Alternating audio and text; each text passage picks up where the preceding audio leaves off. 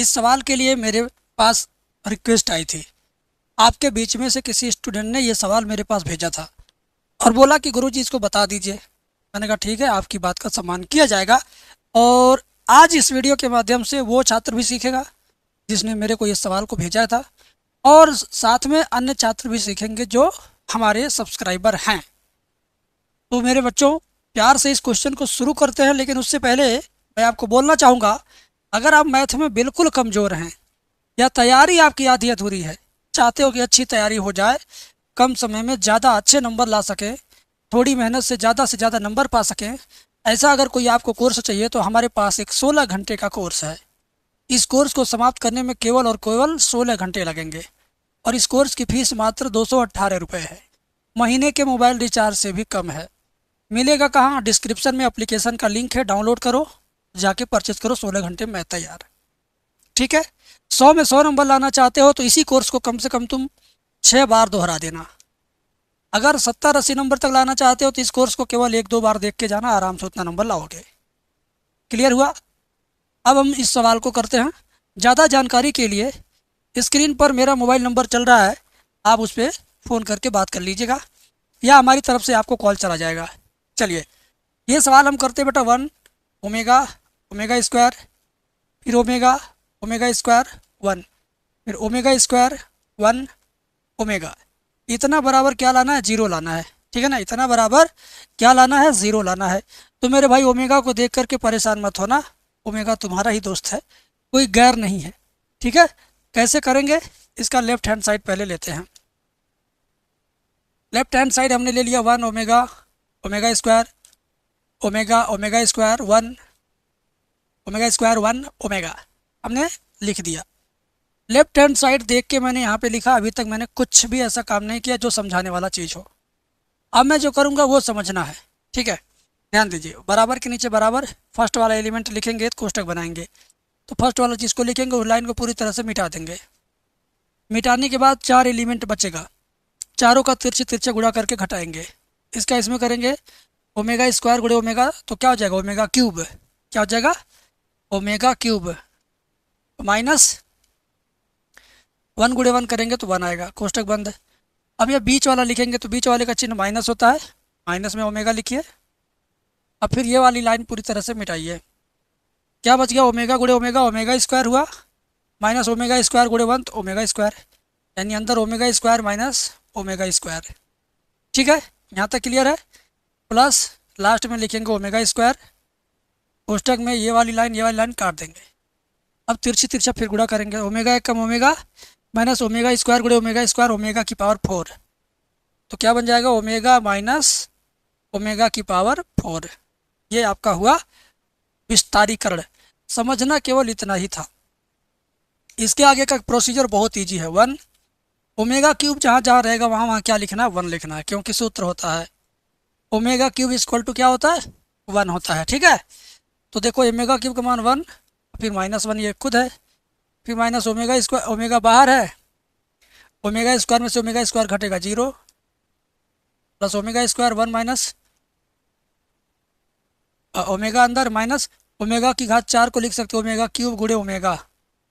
4 घात को ऐसे लिख सकते हो 3 घात गुणे 1। यहाँ तक तो आपको समझ में आ रहा।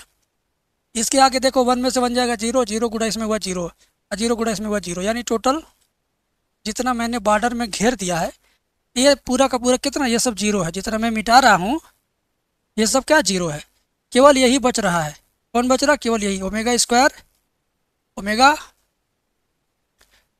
अंदर ओमेगा माइनस ओमेगा पे घाते 3 का मान कितना दिया है? 1 दिया है, तो ये हो जाएगा 1 गुणे ओमेगा। ओमेगा स्क्वायर अंदर, अंदर ओमेगा माइनस 1 गुणे ओमेगा, ओमेगा हो गया। ओमेगा में से ओमेगा जाएगा तो 0 बचेगा, 0 गुणा ओमेगा स्क्वायर में होगा तो 0 हो जाएगा। बराबर क्या हो गया? Right hand side. बराबर क्या हो गया? Right hand side. बहुत अच्छे से मैंने समझाया।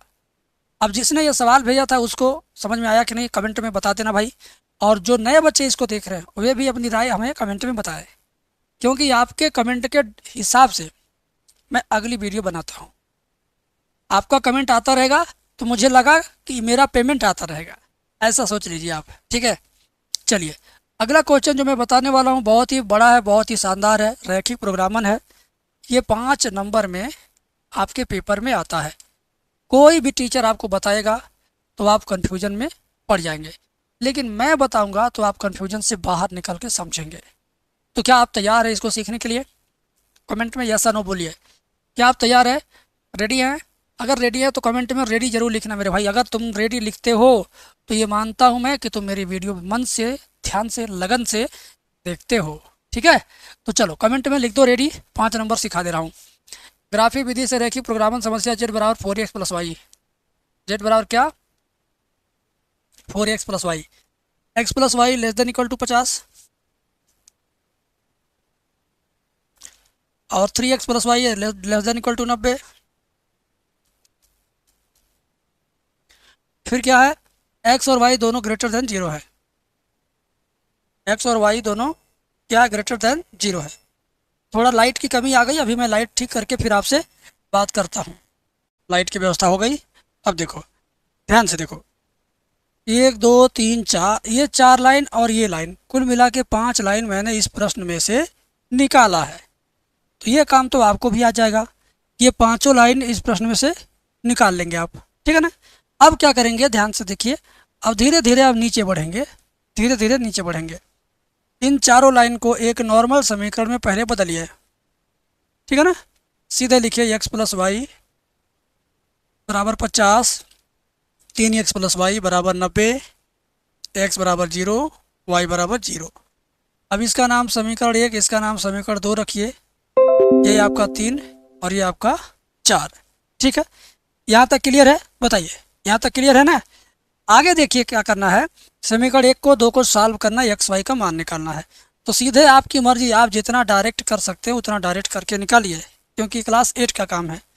तो लिखिए समीकरण 2 में से 1 घटा रहे हैं हम, समीकरण 2 माइनस 1 से। तो 3x में से x जाएगा, 2x बचेगा, y में से y गया ख़त्म, बराबर 90 में से 50 गया 40, 2 से 40 काटेंगे 20, x बराबर क्या आ गया? 20 आ गया। x का मान अगर 20 आया तो y का मान 30 आएगा। क्यों? x का मान 20 रखो, 20 जाएगा दाहिने पक्ष में, 50 में 20 जाएगा 30 बचेगा। तो x y का मान 20 30 आ गया, ठीक है ना। तो ये इसको बोलेंगे प्रतिच्छेद बिंदु। इसको क्या बोलेंगे? प्रतिच्छेद बिंदु।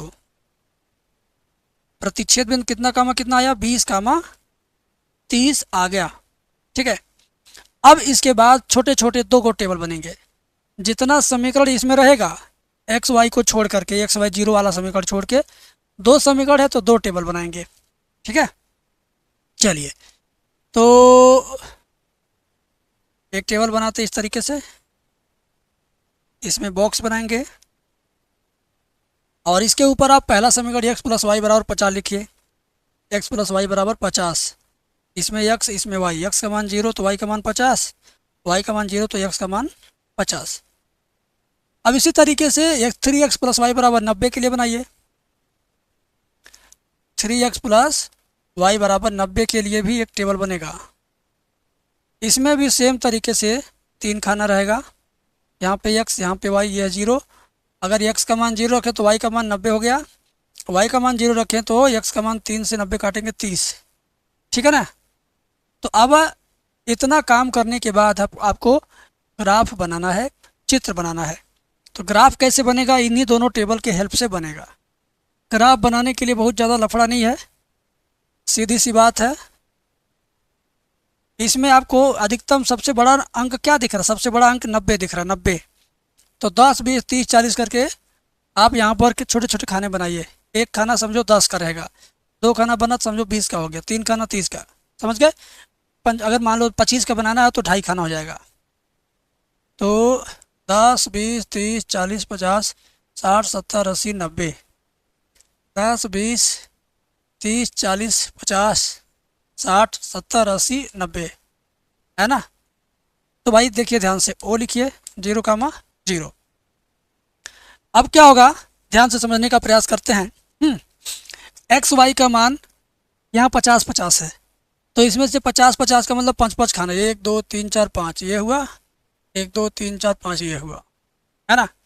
अब इनको आपस में हम लोग कनेक्ट करेंगे, इनको आपस में हम लोग क्या करेंगे? कनेक्ट करेंगे। कर दिया हमने। आपस में कनेक्ट कर दिया हूँ। ठीक है, अब इसी तरीके से यहाँ पर x पे 30 y पे 90, x पे 30 y पे 90 कनेक्ट करना है। तो 30 90 के लिए x पे 30 ये है, 90 आपका यह लास्ट वाला। अब 30 90 को कनेक्ट करने के लिए हमें यहाँ से खींचना पड़ेगा लाइन।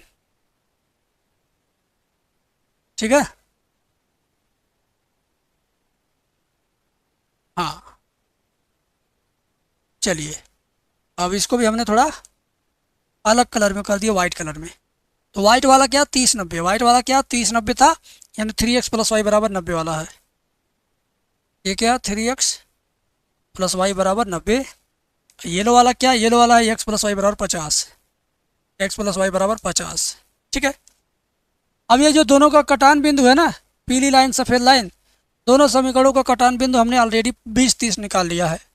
तो ये तो आपका 20 कामा 30 हो गया, और ये आपका हो जाएगा 30 कामा 0, और ये वाला आपका हो जाएगा कितना 50 कामा 0, और ये आपका क्या हो जाएगा 0 कामा 50, ये आपका हो जाएगा 0 कामा 90। नाम रख देता हूँ, ये ओ है, ए हो जाएगा, ये बी हो जाएगा, ये सी हो जाएगा, और ये डी हो जाएगा, और ये ई हो जाएगा। अब बेटा छायांकित भाग कहाँ बनेगा, यही चीज़ बच्चों को समझ में नहीं आता है, और यही मैं स्पेशली समझाने जा रहा हूँ। ठीक है, छायांकित भाग के लिए एक्स वाई का मान देखेंगे आप किस वाले कथन पे सत्य होता है। जैसे मान लो, देखो इसमें दिया है ना x का मान 0 y का मान 0, बोलिए यहाँ पे x और y 0 दिया है ना, तो x का मान 0 y का मान 0 रखें तो बायां पक्ष 0 हो जाएगा। तो क्या 0 छोटा है 50 से, आप बताइए, नहीं ना, 0 50 से छोटा है, हाँ है, 0 50 से छोटा है। अगर एक्स वाई का मान रखने पर ये सत्य होता है, सत्य मतलब जो ये लेस देन दिया है ना, ये अगर सत्य होता है तो मुख्य बिंदु मेन मतलब मूल बिंदु की तरफ छायांकित भाग बनेगा। एक्स प्लस वाई बराबर 50 वाले समीकरण से मूल बिंदु की तरफ छाया बनाएंगे, तो ये सत्य है तो मूल बिंदु की तरफ, ये भी 0 आएगा तो ये भी सत्य है, दोनों सत्य है तो दोनों रेखा से मूल बिंदु की दिशा में हम कलर करते हुए बढ़ेंगे। ठीक है, अभी मैं बता रहा हूँ, जैसे देख लीजिए, ये भी सत्य है, ये वाला समीकरण भी सत्य था, ये वाला समीकरण भी सत्य था। तो इस समीकरण से इस रेखा से मूल बिंदु की तरफ कलर होगा, वाइट वाले से इधर की तरफ कलर होगा। ठीक है, पीला वाला रेखा, ये भी रेखा सत्य है तो इससे इधर मूल बिंदु की तरफ सत्य कलर होगा। तो छायांकित भाग आपको पता चल गया, अगर सत्य कथन है तो मूल बिंदु की तरफ बनता है छायांकित भाग। ठीक है, अब इस छायांकित भाग के कोने कौन कौन से टच हैं, उन्हीं कोनों का बिंदु लेकर कोनी बिंदु हम लिखते हैं। समझ गए ना, इन्हीं सभी कोनों का बिंदु लेकर कोनी बिंदु लिखेंगे। तो ये ओ है, ए है, सी है, डी, ओ ए सी डी, ओ ए सी डी। तो एक टेबल बनाएंगे कोनी बिंदु का, ठीक है ना, कोनी बिंदु का एक टेबल बनता है। कोनीय बिंदु, थोड़ा समय लेता है यह सवाल, लेकिन अच्छा नंबर देता है। कोनी बिंदु 4 गो है ना, चलो 4 गो बन गया। ओ ए, ओ है, ए है, सी है, डी है, ओ ए सी डी। ओ तो समझ लीजिए 0 कामा 0 है, ए आपका कितना 30 कामा 0 है, सी कितना 20 कामा 30 है, डी कितना 0 कामा 50 है। और इस वाले बॉक्स में जेड को लिखेंगे। जेड कहाँ पर है, जेड आपका प्रश्न में ही है, जेड आपका क्वेश्चन में है। जेड बराबर 4x प्लस वाई, जेड बराबर क्या है 4x प्लस वाई, जेड बराबर लिखेंगे 4x प्लस वाई। अब ये 0 है, ये सब वैल्यू इसमें रखते जाएंगे और यहाँ पे लिखते जाएंगे और कुछ नहीं करेंगे। 0 0 रखेंगे तो 0 हो गया, 30 रखिए तो 30 चौका 120 हो गया, और 20 30 रखिए तो 20 चौका 80, 30 8 सी 30 110, 50 रखिए तो 50 से कम 50। अब सबसे ज़्यादा 120 है और सबसे कम क्या 0 है। पूछा क्या इस सवाल में, इस सवाल में पूछा क्या है, पूछा इस सवाल में अधिकतम मान ज्ञात करना है। तो जो हमारा टेबल में आया है इन चारों वैल्यू, इन चारों वैल्यू में जो सबसे अधिक है वही अधिकतम मान है।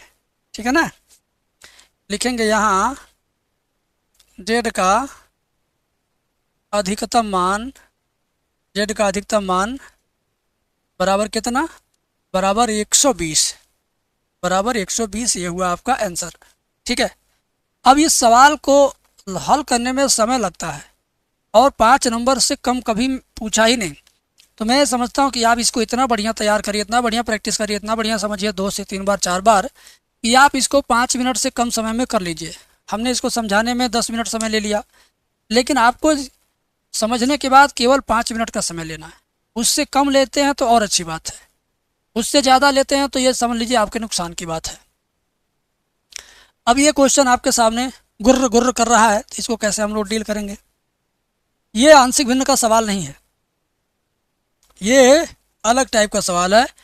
ठीक है, ये अलग टाइप का सवाल है। अंश बराबर डी डी एक्स ऑफ हर प्लस ए, ऐसा करके कुछ होता है। ठीक है ना, तो उस वाले विधि से इसको हम लोग करेंगे, उस वाले मेथड से करेंगे, तभी जाकर के इसका आंसर आएगा। डायरेक्ट इसका आंसर नहीं आ सकता। तो इसको हम लोग जुगाड़ से करते हैं, फिर आपको समझाते हैं। देखिए प्यार से देखिए, 4x plus 3 by 2x² plus 2x plus 5, इतना तो आपका क्वेश्चन है। अब इसको आप 2 टुकड़ा में तोड़ दो, 4x प्लस 2 कर दो और प्लस 1 कर दो, और नीचे वही रहने दो 2x² प्लस 2x प्लस 5। अब कहोगे गुरु जी ऐसा क्यों किए। देखो सब कुछ वही ऊपर से नीचे मैंने लिखा, बस यहाँ 3 था, 3 को 2 भागों में तोड़ दिया, 2 + 1, और कुछ भी नहीं बदला। 3 को बदल के 2 + 1 किया हूँ, बाकी सब उतार दिया हूँ। इतना सा ध्यान रखना। ऐसा किया क्यों, ऐसा क्यों किया अभी आपको पता चलेगा, ध्यान से सुनिएगा। एक बार 4x प्लस 2 आप अलग से लिखिए, बटे में 2x² plus 2x plus 5 dx, plus ये जो 1 बचा है 1 को लेके किनारे हो जाइए, 2x² plus 2x plus 5 dx। 4x plus 2 ऊपर हो गया, ये नीचे वाला इधर, 1/, इतना इधर हो गया। अब एक सवाल से 2 सवाल आपके बन गए। अब नीचे वाले को टी मानेंगे तो ऊपर वाला dx इंटू dt आ जाएगा, इस नाते इसको इस स्टाइल में चेंज किया, और इसमें हम पूर्ण वर्ग वाला फार्मूला लगा लेंगे। अब समझ लीजिए कि ये हमारा सवाल जो था 2 भागों में बट गया, I1 प्लस I2 में। I1 को हल करते हैं अब। ठीक है, I1 को हल करते हैं, 4x plus 2 by 2x² plus 2x plus 5 dx। नीचे वाले को टी मानो, 2x² प्लस 2x प्लस 5 को टी मानो, अवकलन करोगे 4x प्लस 2 dx बराबर dt, है ना। तो होगा क्या, I1 बराबर 1/t dt हो गया। तो 1/t का क्या होता है समाकलन, log t होता है। ठीक है ना, log t मतलब log t का मान 2x² प्लस 2x प्लस 5। अब इसी तरह I2 को हल करिए, इसी तरह से I2 को हल करिए। I2 बराबर क्या है, 1/2x² plus 2x plus 5 dx। ये है, यहाँ से एक काम करो, पहले 2 कॉमन लेके बाहर निकाल दो ऐसे, तो ये हो जाएगा x² plus x plus 5/2 dx। 2 यहाँ से कॉमन, यहाँ से कॉमन, लेकिन यहाँ नहीं कॉमन, तो यहाँ बटे में आ जाएगा। अब आपको क्या करना है, 1/2 लिखते रहना साथ में, इसको पूर्ण वर्ग बनाएंगे, a² plus 2 into a into B plus b² minus b² और प्लस 5/2 पहले से मौजूद है, और इंटू dx, है ना। अब क्या होगा, ध्यान से देखिए, 1/2 यहाँ से लेके यहाँ तक जितना मैंने घेर दिया, ये क्या बन जाएगा, x प्लस 1/2 का होल स्क्वायर। क्या बन जाएगा, x प्लस 1/2 का होल स्क्वायर, और प्लस 5/2 में से 1/4 घटेगा, 5/2 में से 1/4 क्या होगा, घटेगा। तो रफ पेज पे घटाते हैं, लघुत्तम 4 होगा, 2 दूनी 4, 2 × 5 10 हो गया, माइनस 4 × 4 1 हो गया, तो ये 9/4 आएगा। 5/2 में से अगर 1/4 घटाते हैं तो ये घोर घार के जोड़ जाड़ के 9/4 आएगा। कितना आएगा, 9/4। ध्यान से समझने का प्रयास करेंगे आप लोग। 1/2 integration of 1/x plus half का होल स्क्वायर प्लस 9/4 dx। ठीक है, अब इसके आगे थोड़ा सा मेहनत करेंगे, उसके बाद सीधे सीधे फार्मूले पर आ जाएंगे। ध्यान से देखो, एक्स प्लस 1/2 का होल स्क्वायर प्लस 9/4 को लिखेंगे 3/2 का होल स्क्वायर और dx। ठीक है, अब एक किस सूत्र पे गया, ये सूत्र है ये वाला 1/x² प्लस a²। इसका समाकलन क्या होता है 1/a tan इनवर्स x/a। ठीक है, ये फार्मूला है 1/a tan इनवर्स x/a। तो उसी तरीके से ये 1.2 पहले से है, 1/a लिखेंगे, a मतलब 3/2 into tan inverse x/a। x का मतलब ये पूरा कोष्टक बट a का मतलब 3/2। ठीक है, अब आपको क्या करना है ध्यान से देखो, 2 कट जाएगा, 2 पलट के ऊपर जाएगा तभी 2 कट जाएगा, तो बचेगा 1/3 tan inverse 2x + 1/2 whole upon 3/2। ठीक है, अब ये 2 और 2 क्या होगा, कट जाएगा, बचेगा 1/3 tan इनवर्स 2x + 1/3। और लास्ट में अभी नहीं, सी नहीं जोड़ेंगे, जब फाइनल आंसर देंगे तब सी जोड़ेंगे। ये किसका मान है, I2 का। अब I1 I2 का मान डायरेक्टली हम कहाँ रख देंगे, समीकरण नंबर 1 में। समीकरण नंबर 1 में, ये हमारा समीकरण नंबर 1 है, इधर है ये है। ठीक है, देखिए समीकरण 1 में I1 I2 का मान रखने पर, समीकरण 1 में I1 I2 का मान रखने पर, तो एक काम करते हैं, I1 का मान किधर है, ये है,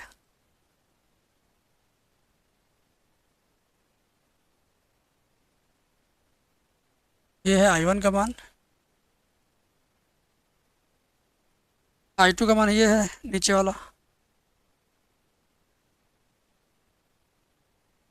ये है I2 का मान। ठीक है, अभी मैं आपको दिखाता हूँ, ध्यान दीजिए। ठीक है,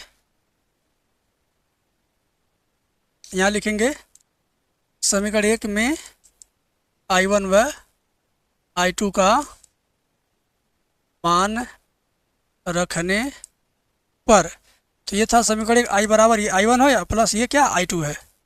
अब ये क्या होगा, ये सब कुछ इधर नहीं रहेगा, ये सब कुछ चला आएगा इसके नीचे, ये सब कुछ चला आएगा इसके नीचे यहाँ पे। ठीक है, समझ में आ रहा। अब इसको जब हम बड़ा करेंगे तब आपको अच्छा लगेगा, तब सही से समझ लीजिए आपने आंसर लिख दिया। ठीक है, आप समझिए कि आपने सही से आंसर लिख दिया। कभी भी सवाल मैथ का दाएं बाएं तितिर बितिर नहीं करना चाहिए, एक सीक्वेंस से ऊपर से नीचे की तरफ ही आना चाहिए। देखिए ऊपर से नीचे की तरफ ही मेरा क्वेश्चन जा रहा, आपको छोटा दिख रहा लेकिन चलेगा, बट आप कॉपी में लिखोगे तो वो एक सही तरीके से दिखेगा, उसमें गड़बड़ जरा सा भी नहीं रहेगा। ठीक है, तो मेरे प्यारे बच्चों, ये भी सवाल अपने आप में कभी कभी 8 नहीं तो हमेशा 5 अंक में आता है, कभी कभार 8 में नहीं तो हमेशा 5 नंबर में आता है। ऐसे सवालों को सीखने के लिए बच्चे जी जान लगा के सीखते हैं और प्रैक्टिस भी करते हैं। आप बताओ, आप इस सवाल को कितनी बार पहले से कर रहे थे या पहले से जानते थे, बताना मुझे ज़रूर ईमानदारी से कमेंट में। और आपके होमवर्क के लिए मैं ये सवाल दे रहा हूँ क्योंकि मैं पिछले 10 दिन में इस सवाल को 2 बार करवाया हूँ। ये क्या, ये HW है। अगर आप उस लायक हो गए हैं कि परीक्षा में बैठे तो 100 में से 100 नंबर कर पाएँ, तो इस सवाल को सॉल्व करना ईमानदारी से और बताना मुझे कि सर आपका दिया हुआ होमवर्क मैंने अच्छे से कर लिया। कमेंट में लिख दोगे तो मेरा दिल खुश हो जाएगा, मैं भी समझूंगा कि मेरे पढ़ाए हुए स्टूडेंट्स को समझ में आता है। वैसे इस क्वेश्चन को मैं अगली वीडियो में कराऊंगा, ये तो सच है, लेकिन जानबूझ के आपके लिए दे रहा हूँ कि ताकि आप अगर रियल में इस वक्त पढ़ाई कर रहे हो तो रियलिटी अपने साथ भी चेक करो कि क्या सच में आप तैयार हो गए, परीक्षा देने लायक हो गए कि अभी नालायक ही घूम रहे हो। ठीक है, तो अपनी योग्यता को आजमाइए, जांचिए और कमेंट सेक्शन में रिप्लाई दीजिए। मिलेंगे अगली वीडियो में, देखते रहिए एम सॉल्यूशन यूट्यूब चैनल।